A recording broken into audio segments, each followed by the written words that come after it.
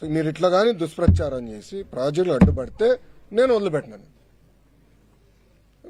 పాపం ఒకటి గుండెపోటు వచ్చి ఇంకోటి చేయరు కొట్టుకున్నాడు కదా రెడ్ బుక్ దెబ్బకి. అవుతాయి ఇవన్నీ.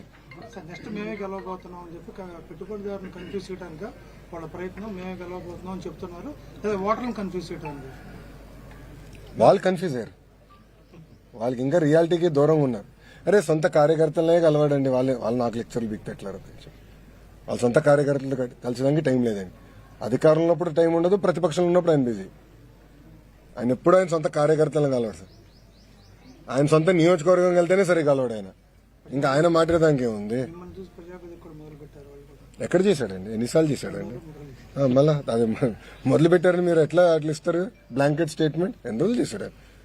ఓపిక ఎక్కడుంది ఆయన కూర్చుని అందరూ కనుక్కొని సమస్యలు పరిష్కరించడానికి? నిజంగానే అంత ఓపిక ఉంటే ఎందుకు ఇక్కడ మంగళగిరి నియోజకవర్గంలో ఆయన సమస్య పరిష్కరించాల? 5 సంవత్సరాలు ముఖ్యమంత్రిగా ఉన్నారు కదా, ఎందుకు చేయలేదు ఆయన? ఆయన ఇంటి కోసం పేదలు తీశాడు. ఆ రోడ్ విస్తరణ పెద్ద రోడ్ వేసుకున్నాక పేదల్లో ఇల్లు అంతా కొట్టేశాడు కదా, నైట్ కొట్టేశాడు. మళ్ళా అలాంటి ప్రభుత్వం మాది కాదు. ప్రజా ప్రభుత్వం, పేదలకు అండగా నిలబడే ప్రభుత్వం ఎన్డీ ప్రభుత్వం. ప్రవీణ్ మరణానికి సంబంధించి కుటుంబ సభ్యులు ప్రభుత్వ విచారణ మీద నమ్మకం వ్యక్తం చేస్తున్నా కొందరు రాజకీయ ముసుగులో దీన్ని ఒక వివాదం చేద్దామని చూస్తారు. దీన్ని ఎలా కంట్రోల్ చేస్తారు?